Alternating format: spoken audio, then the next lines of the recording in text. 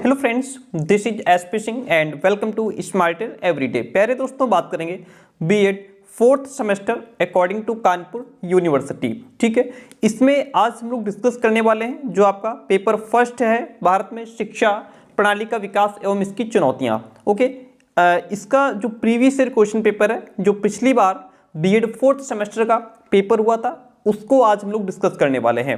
ठीक है, तो जो भी विद्यार्थी क्लास में लास्ट तक बना रहता है, डेफिनेटली वो ये समझ पाएगा कि किस तरीके से क्वेश्चंस पूछे जाते हैं, क्वेश्चंस का लेवल क्या रहता है, ऐसे कौन से टॉपिक्स हैं जहां से ज़्यादा क्वेश्चंस पूछे जाते हैं, और विधिवत तरीके से समझते हुए चलेंगे। पीवाईक्यू किसी भी एग्जाम के लिए बहुत इंपॉर्टेंट रोल प्ले करते हैं। आइए शुरू करते हैं, और उससे पहले आपको बता दें, यदि आपने अभी तक पेड कंटेंट नहीं लिया है तो उसके लिए आप हमें इस नंबर पे व्हाट्सएप मैसेज करके नोट्स की डिटेल इन्फॉर्मेशन ले सकते हैं। आइए समझते हैं। ध्यान रहे कि पेड कंटेंट लेने के बाद आपको बाहर से कुछ भी खरीदने की, कॉपी किताब, क्वेश्चन बैंक, मॉडल पेपर कुछ भी लेने की आवश्यकता नहीं रह जाती है। पेड कंटेंट आपके लिए इनफ रहते हैं। देखिए, जिसमें हमारा अपना कंटेंट प्लस जो क्वेश्चन बैंक सीरीज है, चाहे वो पवन हो, गोल्डन सीरीज हो या क्वेश्चन बैंक इजी नोट्स का हो, तीनों सीरीज कंप्लीट प्रोवाइड कराई जाती हैं। पहला क्वेश्चन कहता है उपनयन संस्कार किससे संबंधित है? वैदिक काल से, बौद्ध काल से, मध्यकाल से या फिर अंग्रेजी शिक्षा से? जो उपनयन संस्कार हो, देखिए उपनयन संस्कार जो है यह वैदिक काल से संबंधित है। ये तो बात यहाँ तक क्लियर हो गई। अब वैदिक काल में 3 संस्कार आपको याद रखने हैं। कितने? वैदिक काल में प्यारे दोस्तों 3 संस्कार आप याद रखिएगा। एक तो हो गया आपका उपनयन संस्कार, ठीक है। 2 नंबर पे फिर आप याद रखिएगा विद्यारंभ संस्कार। कौन सा? विद्यारंभ संस्कार। और 3 नंबर पे जो समावर्तन संस्कार होता है, इसको समापवर्तन भी कहते हैं, ये याद रखिएगा। ठीक है, ये जो तीनों संस्कार हैं वो वैदिक शिक्षा से संबंधित हैं। क्योंकि इसमें अगर आपसे पूछ ले विद्यारंभ तो आप कंफ्यूज हो जाएं कि ये बौद्ध शिक्षा से संबंधित है या मुस्लिम शिक्षा से संबंधित है। ये तीनों ही संस्कार वैदिक काल से संबंधित है। अंतर क्या है? उपनयन संस्कार कब होता था? जब बालक का प्रवेश होता था, जब बालक का एडमिशन होता था, तो फिर उपनयन संस्कार होता था। फिर जब उसकी शिक्षा प्रारंभ होती थी, पहले दिन, जिस दिन वो पहले दिन पढ़ने के लिए जाता था, उस दिन मानते थे कि ये आज इसका विद्यारंभ संस्कार होता था। ठीक है, उस दिन विद्यारंभ संस्कार होता था। फिर समावर्तन, जब बालक अपनी शिक्षा पूरी करके घर वापस लौट रहा होता था, तब उसका समावर्तन संस्कार होता था। ये 3 संस्कार वैदिक काल से संबंधित हैं, तीनों को याद रखिएगा। ठीक है, उपनयन जब बालक जो है प्रवेश के लिए जाता था, प्रवेश हो गया। फिर दूसरा विद्यारंभ, जिस दिन उसकी पढ़ाई शुरू होती थी। फिर समावर्तन, जब उसकी पढ़ाई कंप्लीट होती थी 25 वर्ष की अवस्था में, लगभग 12 वर्ष के बाद में। जो बौद्ध काल है, इसमें कौन सा संस्कार होता था? बौद्ध काल में आपके 2 संस्कार आपको याद रखने हैं। एक तो प्रव्रज्जा भी इसको कहते हैं, पब्जा भी कहते हैं। पब्जा और उपसंपदा, ये दोनों ही संस्कार आपको किससे संबंधित हैं? ये बौद्ध काल से संबंधित हैं। मध्यकाल में बिस्मिल्लाह नामक रस्म होती थी या बिस्मिल्लाह नामक संस्कार हुआ करता था। ठीक है, जो कि 4 वर्ष 4 माह 4 दिन की अवधि पे होता था। ठीक है, इतनी बात क्लियर हो गई, सारे ऑप्शन क्लियर हो गए। पहला क्वेश्चन भी हमारा कंप्लीट हो गया। उपनयन संस्कार वैदिक काल से संबंधित है। दूसरा है घाटिका। यहाँ पे घाटिका होना चाहिए था। घाटिका में उच्च स्त्री शिक्षा दी जाती थी। ये घाटिका है क्या? पहले तो सर ये बताओ, घाटिका क्या है? ये प्राचीन काल में जो है कि अनेक प्रकार की शिक्षा संस्थाएं हुआ करती थी, उसमें से एक है घाटिका। कौन कौन की संस्थाएं होती थी? बहुत सारी, जैसे टोल हो गया, टोल, चरण परिषद, विद्यापीठ, घाटिका, गुरुकुल, विशिष्ट विद्यालय, ये सभी प्राचीन काल की अनेक प्रकार की शिक्षा संस्थाएं हुआ करती थी, उसमें से एक घाटिका है। और ये जो घाटिका है, इसमें धर्म और दर्शन की उच्च शिक्षा दी जाती थी। एक घाटिका में अनेक शिक्षक हुआ करते थे। बात क्लियर हो गई? ऑप्शन ए राइट हो जाएगा। संस्कृत की शिक्षा कहाँ दी जाती थी? जो टोल नामक शिक्षा संस्था होती थी, टोल, उसमें संस्कृत की शिक्षा दी जाती थी। ऑप्शन क्लियर हो गए। हम बढ़ते हैं नेक्स्ट क्वेश्चन की तरफ। क्वेश्चन कहता है वैदिक काल में शिक्षा थी, कैसी शिक्षा थी? तो वैदिक काल में प्यारे दोस्तों मौखिक शिक्षा थी। ऑप्शन ए सिंपल सा आंसर है। आगे बढ़ते हैं नेक्स्ट क्वेश्चन की तरफ। विद्यारंभ संस्कार, अभी हमने चिल्ला के पीछे समझाया कि विद्यारंभ संस्कार क्या होता है। विद्यारंभ संस्कार कितने वर्षों में होता था? तो विद्यारंभ संस्कार जो है यह आपका 5 से 6 वर्षों में होता था। कुछ लोग इसको 5 वर्ष मानते हैं, कुछ 6 वर्ष मानते हैं, तो दोनों को मिला के लिख दिया है 5 से 6 वर्ष की अवस्था में विद्यारंभ संस्कार हुआ करता था। विद्यारंभ के बारे में आपको समझा दिया कि प्रवेश के उपरांत जिस दिन बालक की शिक्षा का आरंभ होता था उस दिन उसका विद्यारंभ संस्कार किया जाता था। 5 से 6 वर्ष की अवस्था में संस्कार होता था। क्वेश्चन कहता है प्राचीन काल की शिक्षा व्यवस्था में शिक्षा सत्र प्रारंभ होता था किस दिन से? तो ये श्रावण मास की पूर्णिमा से जो है शिक्षा व्यवस्था शुरू होती थी बालक की। Option number C is the right one in this question. वैदिक काल में टोल, अभी मैंने पीछे बताया था, वैदिक काल में टोल डैश की शिक्षा के केंद्र थे। किसकी शिक्षा के केंद्र थे प्यारे दोस्तों? जो टोल हैं ये संस्कृत की शिक्षा जो है, टोल में संस्कृत की शिक्षा दी जाती थी, या वैदिक काल में टोल संस्कृत की शिक्षा के केंद्र हुआ करते थे। ओके, और अगर इसमें हम बात करें धर्म और दर्शन किससे रिलेटेड है? धर्म और दर्शन की शिक्षा घाटिका में दी जाती थी, घाटिका में। ठीक है, ये कौन है घाटिका? अभी पीछे क्वेश्चन आया था। घाटिका क्या है? ये भी प्राचीन काल की एक शिक्षा संस्था है जिसमें धर्म और दर्शन की शिक्षा दी जाती थी, टोल में संस्कृत की शिक्षा दी जाती थी। ओके, बात यहाँ तक क्लियर हो गई। और एक टोल में एक ही शिक्षक होता था, एक टोल में एक ही शिक्षक हुआ करता था। ओके, ऑप्शन यहाँ पे जो बी है वह राइट हो जाएगा। हम बढ़ेंगे नेक्स्ट क्वेश्चन की तरफ। अगला क्वेश्चन कहता है उपसंपदा संस्कार होता था। तो भैया उपसंपदा संस्कार बौद्ध काल में हुआ करता था। ठीक है, यहाँ पे आपको बौद्ध काल में 2 संस्कार याद रखने हैं। मैंने पीछे भी कहा था बौद्ध काल में पबजा और उपसंपदा, ये 2 संस्कार आपको याद रखने हैं। चलिए, बाकी और दोनों में डिफरेंस क्या है और डीप में अगर पढ़ेंगे तो फिर बाद में पढ़ेंगे, कोई दिक्कत नहीं है। अभी हम लोग बस पीवाईक्यू को डिस्कस कर लेते हैं। अगला क्वेश्चन कहता है आपसे बुद्ध काल में बौद्ध शिक्षा का माध्यम कौन सी भाषा हुआ करती थी? तो बौद्ध काल में बौद्ध शिक्षा का जो माध्यम था वो पाली भाषा थी। ठीक है, और भी भाषाएं थी लेकिन जो पाली थी ये मुख्य भाषा थी, तो पाली ही आप ऑप्शन यानी कि आपका राइट हो जाएगा। Option B is the right one in this question. आगे बढ़ते हैं। महात्मा बुद्ध ने अपना प्रथम उपदेश कहाँ दिया था? वेरी सिंपल एंड सरल क्वेश्चन, आप सभी को पता होगा। महात्मा बुद्ध ने अपना जो प्रथम उपदेश है वह सारनाथ में दिया था। कहाँ दिया था? सारनाथ में दिया था। Very good. क्वेश्चन कहता है सिद्धरस्तु नामक बाल पोथी में अक्षरों की संख्या कितनी थी? सिद्धरस्तु जो नाम की बाल पोथी है, पहली बात तो ये किससे संबंधित है? ये वैदिक काल से संबंधित है, बौद्ध काल से संबंधित है, या मुस्लिम शिक्षा से संबंधित है? ध्यान रखिएगा, पूछ सकता है आपसे। ये बौद्ध शिक्षा से संबंधित है, बौद्ध काल से संबंधित है। सिद्धरस्तु नाम की बाल पोथी जिसमें अक्षरों की संख्या 49 बताई गई है। कितनी बताई गई है? 49 बताई गई है। क्वेश्चन कहता है संसार का सर्वप्रथम विश्वविद्यालय कौन सा था? संसार का प्रथम विश्वविद्यालय तक्षशिला था। कौन सा? तक्षशिला था। तक्षशिला की बात करें तो देखिए ये हमारा जो हमारे 1 लीनियर कंटेंट है पेपर 1 का, वो मैं आपको दिखा रहा हूँ। जैसे ये आपका ऊपर हो गया पबजा संस्कार के बाद बालक सामनेर कहलाता था। ठीक है, पबजा संस्कार के बाद अध्ययन की अवधि 12 वर्ष और उपसंपदा की अवधि 10 वर्ष होती थी। पबजा संस्कार 8 वर्ष की आयु में होता था। ये क्या है? ये हमारे 1 लीनियर कंटेंट है। ठीक है, 1 लीनियर का मतलब है कि एक लाइन में आपके 2 से 3 क्वेश्चन कवर हो रहे हैं। तक्षशिला की बात करेंगे। तक्षशिला विश्वविद्यालय जो है यह पाकिस्तान के रावलपिंडी शहर के लगभग 35 किलोमीटर दूरी पर स्थित थे।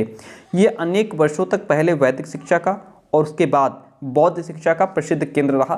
तक्षशिला विश्वविद्यालय, ये विश्वविद्यालय संसार का सबसे पहला विश्वविद्यालय था। ध्यान दीजिए, नोट कीजिए, संसार का पहला विश्वविद्यालय तक्षशिला था। ये 550 ईसा पूर्व से 450 ईसा पूर्व तक के 100 वर्ष लंबे काल में बौद्ध शिक्षा का प्रमुख केंद्र रहा। और फिर क्या हुआ कि 5वीं शताब्दी के बीच में बर्बर हुनों ने इसको नष्ट कर दिया।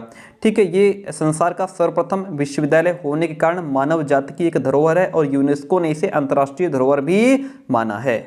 क्वेश्चन कहता है बौद्ध शिक्षा, 12 नंबर क्वेश्चन है, बौद्ध शिक्षा में विश्वविद्यालय की शिक्षा पूर्ण होने के बाद आयोजित परीक्षा में सफल छात्रों को उपाधि दी जाती थी। किस नाम की उपाधि दी जाती थी? देखिए यहाँ पे ये जो क्वेश्चन है, हालांकि हमने इसको एज इट इज जैसे क्वेश्चन पेपर में था वैसे हमने इसको यहाँ पे लिख तो दिया है, लेकिन ये क्वेश्चन ही आपका गलत है, क्योंकि ये जो ऑप्शन है इसके ये सारे वैदिक काल से संबंधित हैं। किससे? वैदिक काल से संबंधित ऑप्शन है और क्वेश्चन बौद्ध शिक्षा का पूछ रहा है। दोनों चीज़ें डिफरेंट हो गई, आंसर कैसे मैच करेगा? अब मैं इसके बारे में आपको बता देता हूँ कि बसु क्या होते हैं, स्नातक क्या होते हैं, रुद्र क्या होते हैं, इनके बारे में आपको समझा देते हैं। वो आप यहाँ से नोट कर लीजिए। देखिए, विद्यार्थी को एक वेद का अध्ययन करने के लिए 12 वर्ष व्यतीत करने होते थे। ये बात यहाँ पे वैदिक काल की हो रही है। 12 वर्ष तक अध्ययन करने वाले स्नातक कहलाते थे, जैसा कि क्वेश्चन में आपका ऑप्शन नंबर बी दिया है। तो स्नातक कौन होते थे? 12 वर्ष तक जो अध्ययन करते थे, यानी कि जो एक वेद का अध्ययन करता था उसको स्नातक कहते थे। फिर उसके बाद 24 वर्ष तक अध्ययन करने वाले बसु कहलाते थे, जैसा कि आपका ऑप्शन नंबर ए दिया था। बसु यानी कि जिसने 2 वेदों का अध्ययन किया उसको बसु कहते थे। ठीक है। फिर जो है आपका ऑप्शन नंबर सी जो था रुद्र, रुद्र क्या होते थे? 36 वर्ष तक अध्ययन करने वाले रुद्र कहलाते थे, यानी कि जिसने 3 वेद का अध्ययन किया उसको रुद्र कहते थे। फिर 48 वर्ष तक अध्ययन करने वाले आदित्य कहलाते थे, और आदित्य वो होते थे जो चारों वेदों का अध्ययन कर लेते थे। बात क्लियर हो गई? चलिए आगे बढ़ते हैं। तो ऑप्शन क्लियर हो गए, क्वेश्चन इसका जो है मैच नहीं हो रहा आंसर से। चलिए अब बात करते हैं नेक्स्ट क्वेश्चन की। मदरसा शब्द का शाब्दिक अर्थ क्या था? अच्छा, ये जो मैं अभी पीछे अपना कंटेंट दिखा रहा था यही आपको पेड में मिलता है, जो कि बेस्ट मटेरियल होता है। ठीक है। मदरसा शब्द का शाब्दिक अर्थ होता है भाषण देना। देखिए, जो हमारी मुस्लिम शिक्षा थी, जो मध्यकाल की शिक्षा थी, उसमें 2 तरीके की जो है शिक्षा थी। मध्यकाल की शिक्षा, मकतब और मदरसा, ये 2 संस्थाएं होती थी बच्चों को शिक्षा देने की। मकतब में प्राथमिक बच्चों को शिक्षा दी जाती थी, यानी कि जो छोटे बच्चे होते, और जो मदरसा हुआ करते थे ये आज के डिग्री कॉलेज के समान हुआ करते थे। इसमें जो है बच्चे को क्या किया जाता था? भाषण देकर के शिक्षा दी जाती थी। तो मदरसा का मतलब ही होता है भाषण देना। ऑप्शन नंबर जो डी है वो यहाँ पे आपका राइट हो जाएगा। क्वेश्चन कहता है मुस्लिम रिवाजों के अनुसार 4 वर्ष 4 माह 4 दिन में कौन सी रस्म को पूर्ण किया जाता था? तो जिस दिन बालक 4 वर्ष 4 माह 4 दिन का हो जाता था उस दिन उसको मकतब में एडमिशन दिलाने के लिए ले जाया जाता था, और पहले उसकी बिस्मिल्लाह नामक रस्म होती थी जिसे पूरा करना होता था, जिसमें जो वहाँ के जो टीचर होते थे कह सकते हैं, ठीक है, वो कुरान की कुछ आयतें बालक से बुलवाते थे। यदि बालक उन कुरान की आयतों का उच्चारण नहीं कर पाते थे तो उनसे सिर्फ बिस्मिल्लाह शब्द का ही उच्चारण करवा लिया जाता था। उसी को कहा गया बिस्मिल्लाह नाम की रस्म अदा करवाई जाती थी। ऑप्शन नंबर यहाँ पे जो ए है वो राइट हो जाएगा। और हम बढ़ेंगे नेक्स्ट क्वेश्चन की तरफ। क्वेश्चन कहता है मुस्लिम शिक्षा में शिक्षक एवं शिक्षार्थी को क्या कहा जाता था? मुस्लिम शिक्षा में जो शिक्षक होते थे उसको उस्ताद कहा गया और शिक्षार्थी को शागिर्द कहा गया। आई बात समझ में? जो शिक्षक होते थे उनको उस्ताद कहा गया और शिक्षार्थी को शागिर्द कहा गया। ऑप्शन यहाँ पे डी राइट हो जाता है। हम बढ़ते हैं नेक्स्ट क्वेश्चन की तरफ। क्वेश्चन कहता है बिस्मिल्लाह रस्म के समय कुरान की भूमिका में कुरान के कौन कौन से अध्याय छात्र के सम्मुख बोले जाते थे? ये भी बहुत इंपॉर्टेंट क्वेश्चन है, नया क्वेश्चन पूछा है। तो यहाँ पे 55वां और 57वां जो अध्याय हुआ करता था उस अध्याय से जो है बालकों को वही बुलवाए जाते थे, 55वां और 57वां अध्याय। ओके, ऑप्शन बी राइट हो जाता है। हम नेक्स्ट क्वेश्चन की तरफ बढ़ेंगे। मुस्लिम काल में छात्रों को पढ़ाई जाने वाली गुलिस्तां एवं वोस्तां पुस्तकों का संबंध किससे था? देखिए, गुलिस्तां और वोस्तां जो पुस्तकें थी इनका संबंध किससे था? इनका संबंध था नैतिक विकास से। खाली नैतिक से भी नहीं था, यहाँ पे ऑप्शन ही इन्होंने पूरा नहीं दिया है। तो बालकों का यहाँ पे नैतिक और चारित्रिक दोनों तरीके का विकास करना था। क्या? नैतिक और चारित्रिक विकास करना। कहीं कहीं पे इसका ऑप्शन आध्यात्मिक विकास दिया है जो कि गलत है। ठीक है, राइट क्या होगा? राइट आपका यही होगा, नैतिक विकास और चारित्रिक विकास करना था। ठीक है, और यानी कि बालकों का नैतिक और चारित्रिक विकास करने के लिए शेख सादी की जो पुस्तकें थी गुलिस्तां और वोस्तां वो पढ़ाई जाती थी। सिंपल सी बात है, ऑप्शन हमारा राइट ए हो जाता है। हम नेक्स्ट क्वेश्चन की बात करेंगे। मुस्लिम काल में प्राथमिक शिक्षा प्रदान करने वाली संस्था को क्या कहा जाता था? तो भैया इसमें जो है मुस्लिम काल में प्राथमिक शिक्षा प्रदान करने वाली संस्था को मकतब कहते थे। मदरसा जहां बच्चों को उच्च शिक्षा दी जाती थी वो मदरसा हुआ करते थे, और जहां प्राथमिक शिक्षा दी जाती थी वहां वो मकतब कहलाते थे। इतनी बात क्लियर होती है। क्वेश्चन नंबर 19 कहता है थेरी गाथा किस धर्म का प्रसिद्ध ग्रंथ था? जो थेरी गाथा है यह बौद्ध धर्म का प्रसिद्ध ग्रंथ था। किसका? बौद्ध धर्म का प्रसिद्ध ग्रंथ का नाम थेरी गाथा। Option B is the right one. बहुत बड़ा क्वेश्चन नहीं है। ब्रह्म विद्या का क्या अर्थ है? ब्रह्म विद्या का अर्थ होता है उपनिषद का। अच्छा, उपनिषद का अर्थ आपने आज तक क्या पढ़ा है? आपने आज तक पढ़ा है उपनिषद का अर्थ होता है गुरु के समीप बैठना, गुरु के पास बैठना, है ना, गुरु के समीप। आपने ज़्यादा से ज़्यादा इसका अर्थ पढ़ा होगा। उपनिषद का अर्थ होता है गुरु के समीप बैठना। लेकिन किसके लिए बैठना? गुरु के समीप ब्रह्म विद्या का ज्ञान प्राप्त करने के लिए गुरु के समीप बैठना, ये होता है इसका पूरा मतलब। यानी कि ब्रह्म विद्या की प्राप्ति के लिए गुरु के समीप बैठना। तो ये हो गया ब्रह्म विद्या, अर्थ है उपनिषद का। किसका? उपनिषद का। Option A is the right one in this question. आगे बढ़ेंगे तो हमें मिलेगा नेक्स्ट क्वेश्चन, पराविद्या का संबंध किससे है? देखिए, पहले क्या था, प्राचीन समय में क्या था कि दो तरह की शिक्षा होती थी। वैदिक काल में दो प्रकार की विद्या थी। एक तो आपकी थी परा, वैदिक काल में दो प्रकार की शिक्षा थी, एक तो थी परा और दूसरी थी अपरा। ठीक है, जो परा विद्या थी, परा विद्या में क्या था, इसमें आध्यात्मिक शिक्षा की बात की गई है, इसमें ईश्वर से कनेक्ट करने की बात की गई है। और जो अपरा विद्या है, इसमें भौतिक जगत जो है से कनेक्ट करने की बात की गई है। परा विद्या में कहा गया है कि ये भौतिक जगत, जो संसार जो हमारे सामने है, ये झूठा है, सिर्फ ब्रह्म ही एक सत्य है। और अपरा विद्या में भौतिक चीज़ों की बात की गई है, संसार की बात की गई है, सब्जेक्ट्स की बात की गई है। तो यहाँ पे परा विद्या का अर्थ पूछ रहा है जो कि आध्यात्मिक शिक्षा से इसका संबंध है। किससे? आध्यात्मिक शिक्षा से इसका संबंध है। आगे बढ़ेंगे, नेक्स्ट क्वेश्चन हमको मिलेगा, प्राचीन काल में शिक्षा का आधार क्या था? प्राचीन काल में जो शिक्षा का आधार था डिफरेंट, वह वेद थे। कौन? वेद जो थे ये प्राचीन काल में शिक्षा के आधार थे। वेद कितने थे? वेद 4 थे। सबसे पुराना वेद कौन सा है? ये आप लोग कमेंट करके बता दीजिए। सद्गुण ही ज्ञान है, यह किसका कथन है? सद्गुण ही ज्ञान है, यह कथन सुकरात है। कुछ जगह इसका आंसर प्लेटो दिया हुआ है जो कि गलत है। राइट आंसर इसका सुकरात है। सद्गुण ही ज्ञान है, ये किसका कथन है? सुकरात का कथन है। ऑप्शन नंबर डी यहाँ पे राइट हो जाता है। हम बढ़ेंगे नेक्स्ट क्वेश्चन की तरफ। एक सदचरित्र जिसे वेदों का अल्प ज्ञान है, बहुत कम ज्ञान है, लेकिन चरित्र उसका बहुत अच्छा है।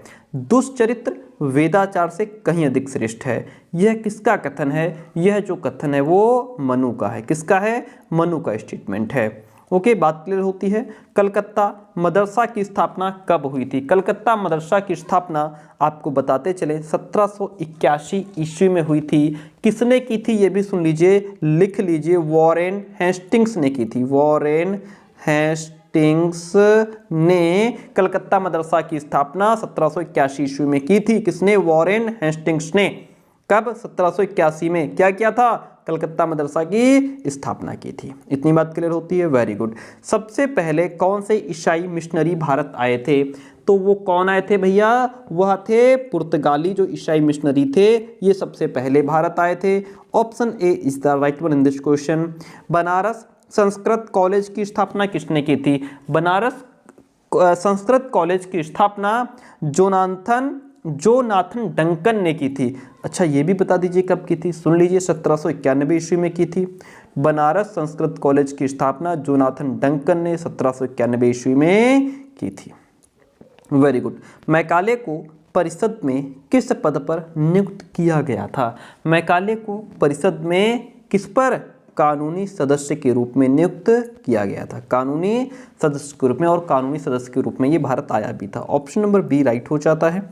मैकाले मिनट्स को स्वीकार किया गया। मैकाले मिनट्स को स्वीकार किया गया, किसके द्वारा स्वीकार किया गया था? तो यह लॉर्ड विलियम बेंटिंग के द्वारा स्वीकार किया गया था। ऑप्शन बी राइट हो जाता है। हम बढ़ते हैं नेक्स्ट क्वेश्चन की तरफ। मैं आपको एक बार फिर बता दूं, जो हमारा कंटेंट दिया जाता है उसमें आपको फुल सब्जेक्टिव कंटेंट, फिर आपको full objective content, chapter wise extra questions, और उसके बाद फिर आपको इस तरीके से चैप्टर वाइज, देखिए चैप्टर पढ़ा है, चैप्टर 5, एक एक चैप्टर के एक एक लाइन निकाली गई हैं। जैसे सबसे पहले भारत में अंग्रेजी शिक्षा और शासन की आधारशिला कब रखी गई? 1613 ईस्वी में रखी गई। ओके, इस तरीके से जो क्वेश्चंस बनते हैं, एक एक लाइन के क्वेश्चंस बनते हैं, वो तैयार किए जाते हैं। ठीक है, जैसे बंगाल के श्रीरामपुर के 3 देसाई मिशनरी थे, कैरे, वर्ड और मॉर्समैन। ये तीनों श्रीरामपुर त्रिमूर्ति के नाम से प्रसिद्ध थे। ओके, तो ये चीज़ें जब आप पढ़ेंगे तो आपको बहुत ज़्यादा मेहनत नहीं करनी पड़ेगी, प्लस आप बहुत अच्छा स्कोर कर पाएंगे। अभी जस्ट हमने पीछे क्वेश्चन क्या डिस्कस किया? जोनाथन डंकन ने बनारस संस्कृत कॉलेज की स्थापना की थी 1791 में। कलकत्ता मदरसा की स्थापना 1781 वॉरेन हेस्टिंग्स ने। ये सारे क्वेश्चंस जो एक भी क्वेश्चन इस आउट ऑफ सिलेबस नहीं आया है, जो ये मेरा कंटेंट है इससे बाहर नहीं आया है, ठीक है। तो यही चीज़ें हैं जो आपको बेस्ट मटेरियल जो आपको मिलता है, जहाँ से आप तैयारी कर सकते हैं। प्लस सबसे बड़ा बेनिफिट ये है कि हमारा अपना कंटेंट देते हैं, प्लस जो 3 सीरीज आती हैं, एग्जाम टाइम गोल्ड सीरीज आती है, पवन की सीरीज है, इजी नोट्स हैं, वह भी आपको साथ में दिया जाता है, उसकी कंप्लीट PDF आप तक पहुँचाई जाती है। ओके, ठीक है। जैसे यहाँ पे मैकाले प्राच्य शिक्षा और संस्कृत का कड़ा आलोचक था और उसका कहना था भारत व अरब देशों का समस्त शिक्षा साहित्य यूरोपीय साहित्य की अलमारी के बराबर है। ये भी क्वेश्चन पूछा गया था, अभी आपको आगे देखने को मिलेगा, ठीक है। पूरा ऐसा नहीं कि 4 चैप्टर, नहीं, फुल बुक को हमने यहाँ पे लिखा है, ठीक है। एक एक लाइन में पंजाब विश्वविद्यालय की स्थापना कब हुई, इलाहाबाद विश्वविद्यालय की स्थापना कब हुई, नवीन शिक्षा समिति कब आई, बवाल गंगाधर तिलक ने फर्ग्यूसन कॉलेज की स्थापना कब की, दयानंद एंग्लो वैदिक कॉलेज की स्थापना किसने की, कब की, किस समाज के द्वारा हुई। इस तरीके से बहुत बेहतरीन कंटेंट आप तक पहुंचाया जाता है। देखिए वही क्वेश्चन आपके सामने आ ही गया जो अभी हम बोल रहे थे। किसका कथन है, एक अच्छे यूरोपीय पुस्तकालय की एक अलमारी की पुस्तकें भारत और अरब के संपूर्ण साहित्य के बराबर हैं। लॉर्ड मैकाले ने ये बात कही थी। किसने कही थी? लॉर्ड मैकाले ने ये बात कही थी। क्वेश्चन कहता है लॉर्ड मैकाले ने अपनी शैक्षिक नीति की घोषणा कब की थी? तो इसने अपनी शैक्षिक नीति की घोषणा 1839 में की थी। कब की थी? 1839 में। ऑप्शन नंबर डी राइट हो जाता है। क्वेश्चन कहता है लॉर्ड मिंटो 1806 से 1813 तक भारत के गवर्नर जनरल रहे। वे समर्थक थे। वे किसके समर्थक थे? वे प्राच्य साहित्य के समर्थक थे। किसके? प्राच्य साहित्य के समर्थक थे। ऑप्शन ए राइट हो जाएगा। नेक्स्ट क्वेश्चन आपके सामने है, भारत में शिक्षा के प्रसार का दायित्व किस चार्टर के अंतर्गत कंपनी पर निर्धारित कर दिया गया? तो यह 1813 के चार्टर के अंतर्गत कंपनी पर निर्धारित कर दिया गया था। ऑप्शन यहाँ पे बी राइट हो जाता है।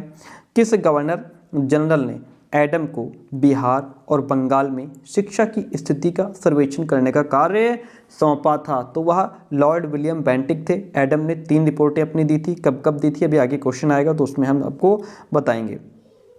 बंगाल में शिक्षा की स्थिति का अध्ययन करके एडम ने शिक्षा पर अपनी प्रथम रिपोर्ट कब प्रस्तुत की थी? मैंने अभी जस्ट कहा कि एडम ने अपनी 3 रिपोर्टें दी थी। आइए समझाता हूँ। यहाँ पे एडम के बारे में दिया गया है और जो एडम था वो 1818 में, एडम के बारे में समझ लीजिए, 1818 में भारत में सीरमपुर आया था। उसने बंगाल व संस्कृत का अध्ययन किया। कलकत्ता में वो राजा राम मोहन राय से इतना अधिक प्रभावित हुआ कि वो अद्वैतवादी बन गया। और बात करेंगे इसकी रिपोर्ट की, तो जो एडम है इसने सर्वप्रथम अपनी जो रिपोर्ट है पहली वो जुलाई 1835 को प्रथम रिपोर्ट दी थी इसने। ध्यान दीजिए, लिख लीजिए।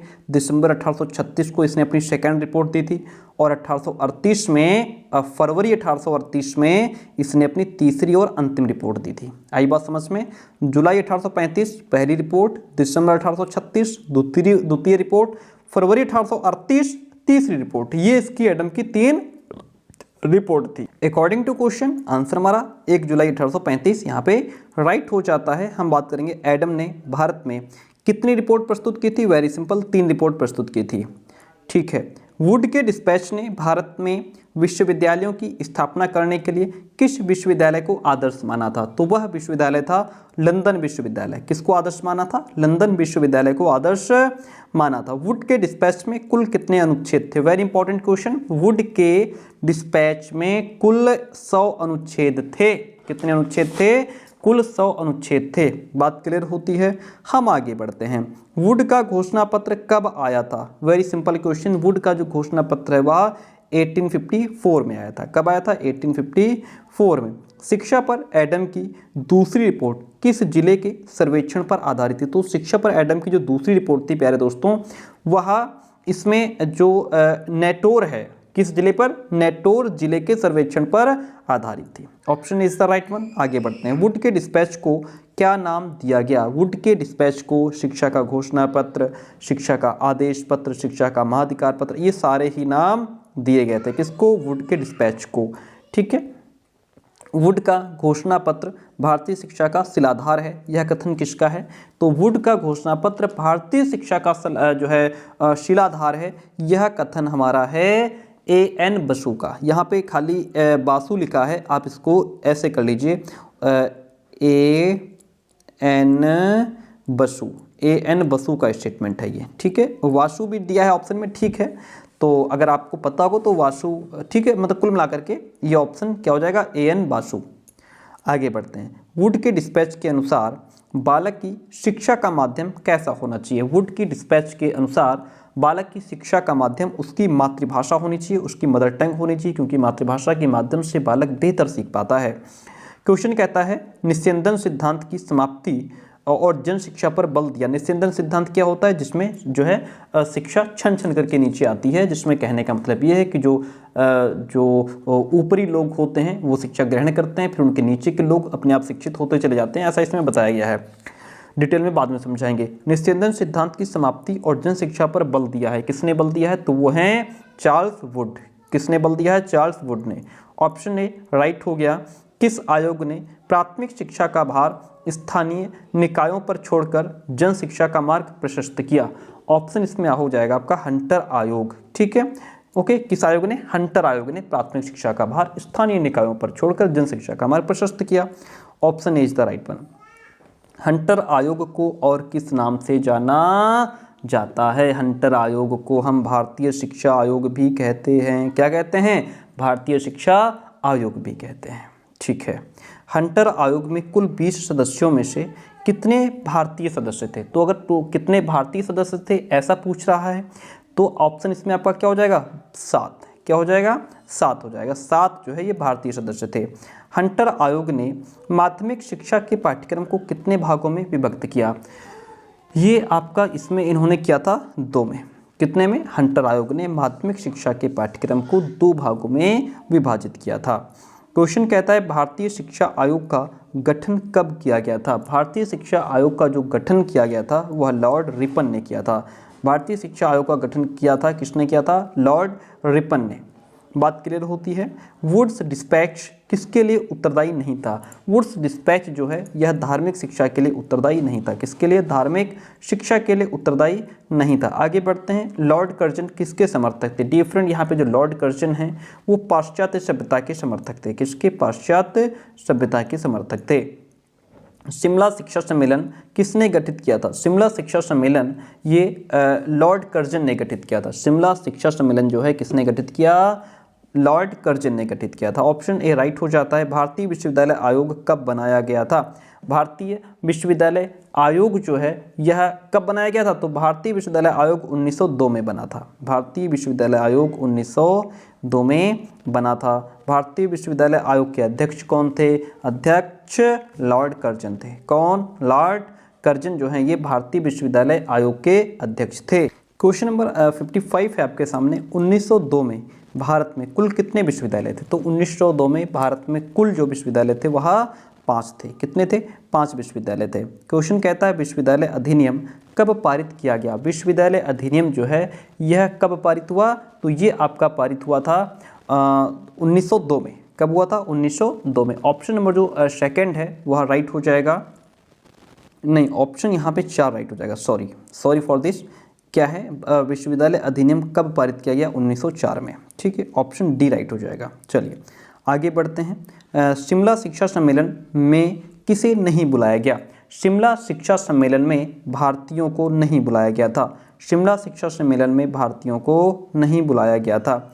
लॉर्ड कर्जन ने विश्वविद्यालय की स्थापना का आधार किस विश्वविद्यालय को माना। लॉर्ड कर्जन ने विश्वविद्यालय की स्थापना का आधार लंदन विश्वविद्यालय को माना था। किसने, लंदन विश्वविद्यालय को माना था। क्वेश्चन कहता है भारतीय विश्वविद्यालय आयोग ने अध्यापकों की नियुक्ति का कार्य किसे सौंपा था। तो इन्होंने अध्यापकों की नियुक्ति का जो कार्य है वो विश्वविद्यालय को सौंपा था। किसको सौंपा था, विश्वविद्यालय को सौंपा था। कलकत्ता विश्वविद्यालय आयोग के अध्यक्ष कौन थे। कलकत्ता विश्वविद्यालय आयोग के अध्यक्ष माइकल सैडलर थे प्यारे दोस्तों। कौन, माइकल सैडलर। अब इसको चाहें आप कलकत्ता विश्वविद्यालय आयोग कहिए या फिर इसको आप सैडलर आयोग कहें, एक ही बात है। अच्छा, इसका अगर आपसे पूछ ले कलकत्ता विश्वविद्यालय आयोग का गठन कब हुआ था, तो इसका गठन हुआ था 14 सितंबर 1917 को कलकत्ता विश्वविद्यालय आयोग या फिर इसको सैडलर आयोग का गठन हुआ था, जिसका गठन माइकल सैडलर ने किया था। ऑप्शन सी राइट हो जाता है। लीड्स विश्वविद्यालय के कुलपति कौन थे? लीड्स विश्वविद्यालय के जो उप कुलपति थे वह माइकल सैडलर ही थे। कौन? माइकल सैडलर थे। कलकत्ता विश्वविद्यालय आयोग ने विश्वविद्यालय में कौन सी समिति की स्थापना का सुझाव दिया था? तो इन्होंने जो है कि कोर्ट और सिंडिकेट दोनों ही समिति की स्थापना का सुझाव दिया था। यहाँ तक बात क्लियर होती है। कलकत्ता विश्वविद्यालय आयोग का प्रतिवेदन, सुझाव एवं सूचना का स्रोत रहा है। भारतीय शिक्षा के इतिहास में इसकी महत्ता असीम है। यह कथन किसका है? तो यह कथन आर्थर मैथ्यू का है। कुछ लोग इसको आशुतोष मुखर्जी भी मानते हैं, लेकिन बेस्ट ऑप्शन ये है। बाकी एक बार आप इसको चेक करें, हम ऐसा कहेंगे क्योंकि यहाँ दोनों ही ऑप्शन दिखाता है, आर्थर मैथ्यू भी और आशुतोष मुखर्जी भी। ठीक है, हम इसको मानते हैं। बाकी आप लोग एक बार इसको चाहें तो चेक कर सकते हैं।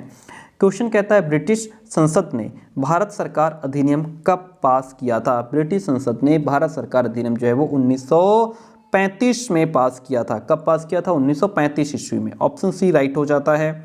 बेसिक शिक्षा के लिए अखिल भारतीय सम्मेलन कब हुआ था? बेसिक शिक्षा के लिए जो अखिल भारतीय सम्मेलन है वह 1937 में हुआ था। कब हुआ था? 1937 में। बेसिक शिक्षा के लिए अखिल भारतीय सम्मेलन किस नाम से जाना जाता है? बेसिक शिक्षा के लिए अखिल भारतीय सम्मेलन वर्धा शिक्षा सम्मेलन के नाम से भी जाना जाता है। किस नाम से? वर्धा शिक्षा सम्मेलन के नाम से। बुनियादी शिक्षा की समय सारणी में कितना समय बुनियादी शिल्प हेतु निर्धारित किया गया था?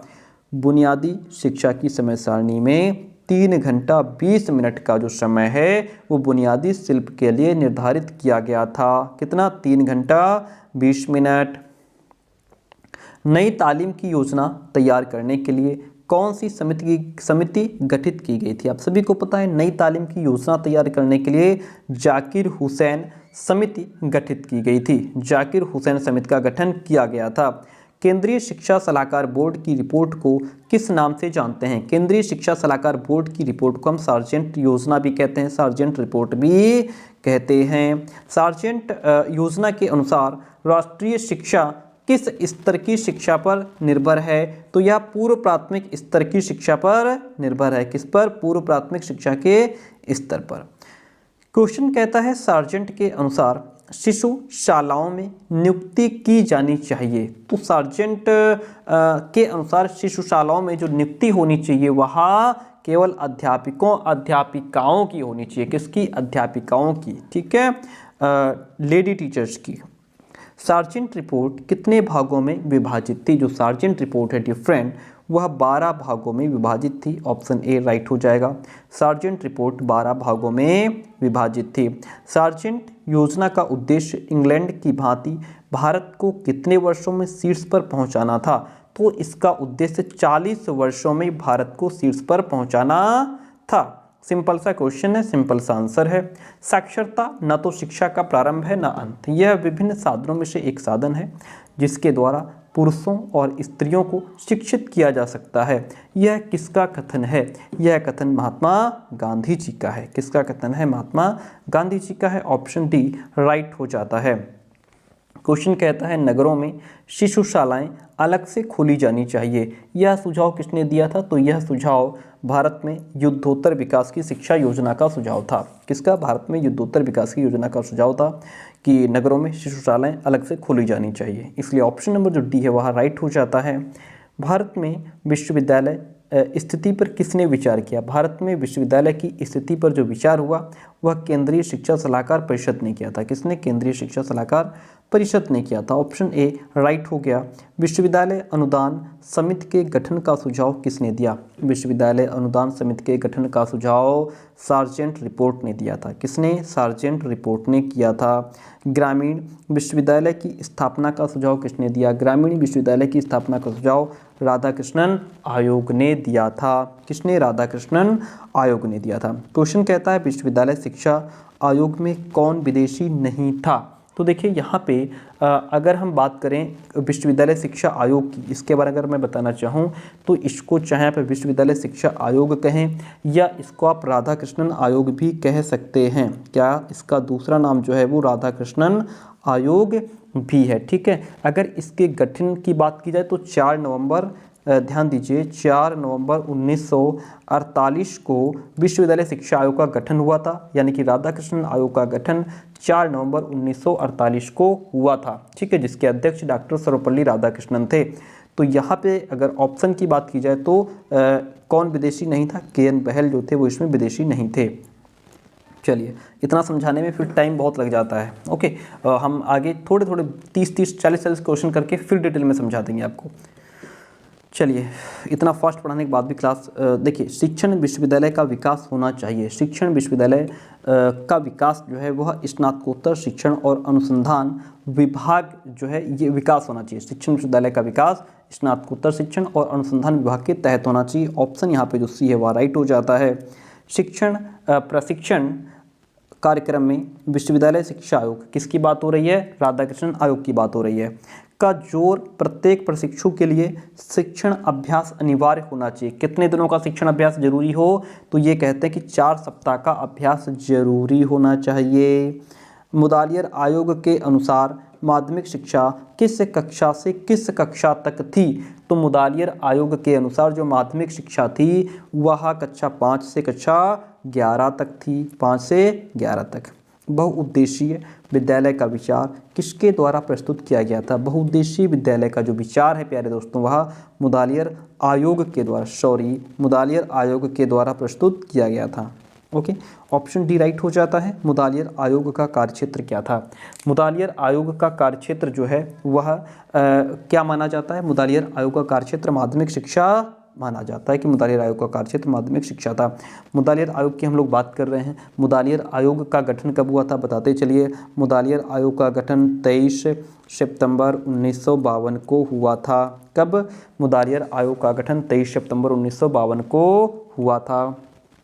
इतनी बात क्लियर हो गई। क्वेश्चन कहता है मुदालियर आयोग यह अनुशंसा नहीं करता है कि विद्यार्थियों की केवल मानसिक प्रगति का आकलन किया जाना चाहिए। ये जो केवल होता है, ये जो ओनली होता है, ये बड़ा खतरनाक होता है। आपका टेट सीटेट आप देते हैं उसमें भी अगर केवल लगा है तो ऑप्शन हमेशा नेगेटिव में ही जाएगा। इतनी बात क्लियर हो गई, वेरी गुड। आगे बात करते हैं। मुदालियर आयोग ने माध्यमिक शिक्षा के पाठ्यक्रम को विभाजित किया, तो मुदालियर आयोग ने माध्यमिक शिक्षा के पाठ्यक्रम को 7 समूहों में विभाजित किया। पहले दोस्तों कितने, 7 समूहों में विभाजित किया। क्वेश्चन कहता है पंचमुखी कार्यक्रम किसने प्रस्तुत किया था, पंचमुखी कार्यक्रम जो है वह कोठारी आयोग ने प्रस्तुत किया था। किसने, कोठारी आयोग ने। क्वेश्चन कहता है नेक्स्ट हमारा 88 नंबर क्वेश्चन है, कोठारी आयोग के अध्यक्ष कौन थे। कोठारी आयोग के जो अध्यक्ष थे वो डॉक्टर दौलत सिंह कोठारी थे। कोठारी आयोग कब बना, तो कोठारी आयोग हमारा 14 जुलाई 1964 में बना। कोठारी आयोग 14 जुलाई 1964 में बना था। चलिए, इसके बाद हम नेक्स्ट क्वेश्चन की बात करेंगे। कोठारी आयोग ने बजट का कितना प्रतिशत शिक्षा पर खर्च करने की सिफारिश की थी, तो इन्होंने बजट का जो है 6% जो है शिक्षा पर खर्च करने की बात की थी। कोठारी आयोग का कार्यक्षेत्र क्या था, कोठारी आयोग का कार्यक्षेत्र संपूर्ण शिक्षा थी। क्या, कोठारी आयोग का कार्यक्षेत्र संपूर्ण शिक्षा थी। ऑपरेशन ब्लैक बोर्ड का संबंध किससे था, ऑपरेशन ब्लैक बोर्ड का संबंध प्राथमिक शिक्षा से था। किससे, प्राथमिक शिक्षा से था। क्वेश्चन कहता है नई शिक्षा नीति 1986 में कितने भाग हैं। नई शिक्षा नीति 1986 में 12 भाग हैं। कितने, 12 ओनली। जनार्दन रेड्डी समीक्षा समिति का गठन किया गया था। जनार्दन रेड्डी समीक्षा समिति का जो गठन है वह 1992 में हुआ। कब हुआ, 1992 में। अखिल भारतीय तकनीकी शिक्षा परिषद को कानूनी अधिकार प्रदान करने की बात किसने की, तो ये बात नई शिक्षा नीति 1986 ने की थी। किसने, नई शिक्षा नीति 1986 ने। चलिए, क्वेश्चन कहता है POA 1992 में कितने भाग हैं। POA का मतलब दिए, ध्यान दीजिए, प्रोग्राम ऑफ एक्शन। ठीक है, गलत है स्पेलिंग, ध्यान मत दीजिएगा, इतना समझिए। प्रोग्राम ऑफ एक्शन जो है ये POA का फुल फॉर्म है। इसमें कितने भाग हैं, तो इसमें अगर भाग की बात की जाए भैया तो 23 हैं। कितने भाग हैं, 23 भाग हैं। जैसे कि हम आपको बता रहे थे कि जो आपका एग्जाम टाइम गोल्ड सीरीज है, पवन की सीरीज है, ये ना इनकी भी कंप्लीट पीडीएफ आप तक पहुंचाई जाती है। आप एक देख सकते हैं यहाँ पे देखिए इस तरीके से, है ना, कितना क्लियर तरीके से इसको आप तक पहुंचाया जाता है, ताकि आपको ऐसा ना हो कि आप यहाँ भी पैसा खर्च करें, बाहर मार्केट में भी पैसा खर्च करें, वो दोनों चीज़ें फिर अलग अलग ज़रूरत नहीं है। ठीक है, तो यहाँ से अगर आप नोट्स लेते हैं तो आपको सारा कुछ मटेरियल एक जगह मिल जाता है। एक बात और सुन लीजिए, फुल एग्ज़ाम आपका एमसीक्यूज होने को है। सिलेबस बहुत ज़्यादा है, सिलेबस बहुत ज़्यादा है। आप लोग अब जो है इस भूल में है कि जैसे हमने थर्ड सेमेस्टर में केवल 2 सब्जेक्ट थे और जो मन चाहा वो हमने लिख दिया, काम हमारा हो गया, वो यहाँ पे चलेगा नहीं। एक क्वेश्चन गलत है तो 1 नंबर कटेगा। ठीक है, अगर 64 की जगह आपने 65 कर दिया तो क्वेश्चन कटेगा। यहाँ राम कहानी आपकी नहीं चलने वाली। एग्जाम फुल ऑब्जेक्टिव होगा, 100 क्वेश्चन आएंगे, 75 आपको अटैम्प्ट करने होंगे। तो अगर आपने इसको सीरियसली नहीं लिया अभी से, एक तो आपके 4 सब्जेक्ट हैं टोटल, कितने 4 सब्जेक्ट हैं, और आज के इस क्वेश्चन पेपर को देख करके आपको आइडिया लग गया होगा कि कैसा क्वेश्चन पेपर आएगा। टोटल हमको चीज़ों को बहुत डीप समझना होगा। तो अगर अभी से आप प्रिपेयर नहीं होंगे तो फिर आगे कुछ नहीं कहा जा सकता।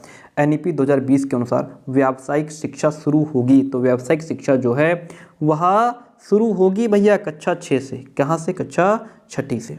क्वेश्चन कहता है MERUS का पूर्ण रूप क्या है? MERUS का पूरा नाम अगर की बात करें इसकी, तो इसका जो पूरा नाम है वो होता है multi disciplinary education and research universities. Okay, M for multi disciplinary, E for education and R for research, U for universities. ठीक है, तो यहाँ पे अगर राइट ऑप्शन की बात की जाए तो हो जाएगा बहुविषयक शिक्षा और अनुसंधान विश्वविद्यालय। ओके, वर्तमान 10+2 स्कूल पाठ्यक्रम को एक पाठ्यक्रम से बदल दिया गया है। NEP 2020 ने इसको बदल दिया है, इस कर दिया है 5+3+3+4। क्या कर दिया है? 5-3-3-3-4 कर दिया है। परख का मतलब क्या होता है? परख का मतलब होता है समग्र विकास के लिए प्रदर्शन, मूल्यांकन, समीक्षा और ज्ञान का विश्लेषण। हम आपसे कहना चाहेंगे कि आज की क्लास कैसी रही कमेंट करके ज़रूर बताइएगा। ये हमारा व्हाट्सअप नंबर है, यहाँ से आप व्हाट्सअप मैसेज करके नोट्स की फ़ीस जान सकते हैं। 9628182649। ठीक है, यहाँ पे आप मैसेज कीजिएगा, सिर्फ इसी नंबर पे मैसेज कीजिएगा और जो यहाँ से डिटेल दी जाए वही ऑथेंटिक होगी। 9628182649। ओके, चलिए। NEP 2020 का लक्ष्य उच्च शिक्षा में सकल नामांकन अनुपात को 26.3% से बढ़ाकर 50% करना क्या है? 2035 तक का लक्ष्य है। कब तक लक्ष्य है इसका? 2035 तक। अब प्यारे दोस्तों, अब आप हमको ये बताइए आज की क्लास कैसी रही। ठीक है, आपके लाइक्स, आपके कमेंट हमें ये बताएंगे कि हमें क्लासेस कब से शुरू करनी है और रोज कितनी क्लासेज देनी है, क्योंकि आपके लाइक्स, आपके कमेंट के माध्यम से पता चलता है कि कितने विद्यार्थी एक्टिव हैं, कितने पढ़ना चाहते हैं। ठीक है, उसी हिसाब से हम काम करते हैं। तो प्लीज़ आप अपना कमेंट जरूर दें। Thank you so much. Notes के लिए जो नंबर दिया गया है फटाफट मैसेज कीजिए, नोट्स ले लीजिए, अपनी तैयारी शुरू कर दीजिए।